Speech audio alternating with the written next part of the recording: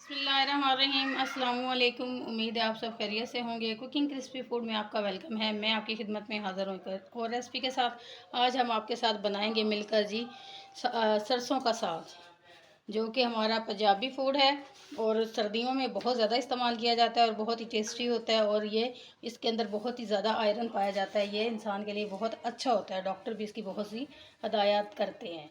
हमने साग को काट लिया और इसके साथ जितना हमने साग लिया है सरसों का, उतना ही हमने इसके अंदर पालक काट लिया और इसको अच्छे तरीके से हमने धो लिया है। इसके अंदर हम 1 जग पानी का डालेंगे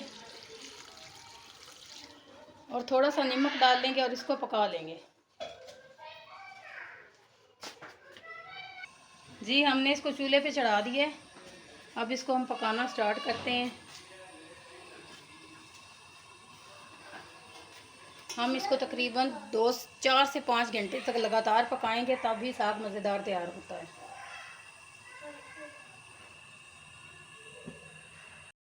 जी, हमारा साग जो है वो बॉयल हो रहा है।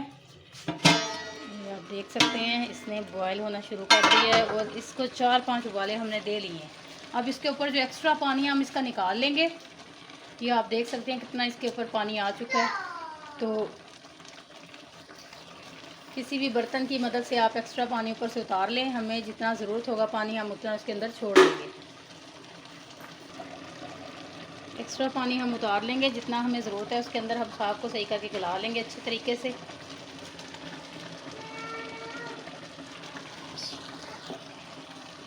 अब हम इसके अंदर जो सब्ज़ मिर्चें हैं उसका इस्तेमाल करेंगे, उसको ग्राइंड करके हम डालेंगे और थोड़ा सा नमक डालेंगे इसके साथ ही, ताकि ये हमने सब्ज़ मिर्चें ली हैं।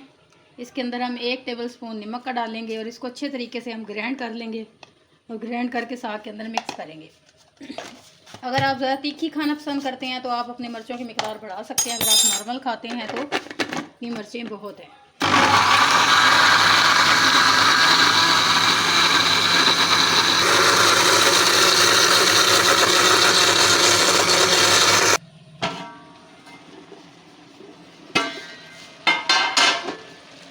ये सारी सब्ज़ मिर्चें हमने इसके अंदर मिक्स कर दी हैं।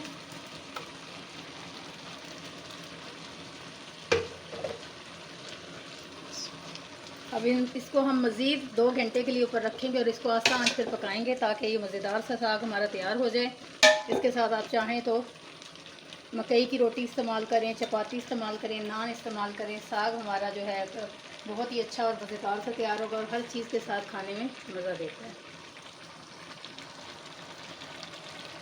जी, हमारा साग बिल्कुल तैयार हो चुका है। आप देख सकते हैं गल चुका है अच्छे तरीके से। अब हम इसको हल्का सा ग्राइंड कर लेंगे, ग्राइंडर में डालेंगे और इसको हल्का सा हम ग्राइंड करेंगे।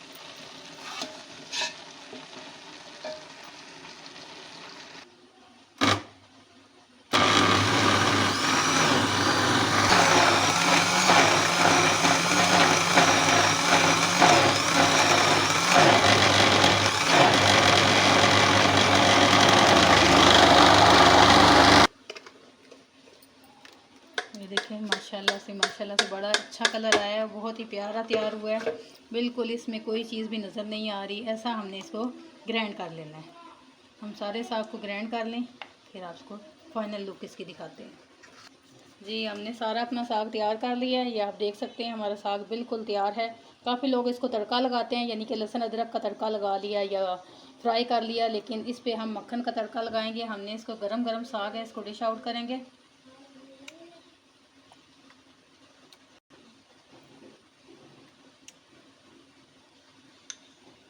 और साथ ही हम इसके ऊपर मक्खन डालेंगे।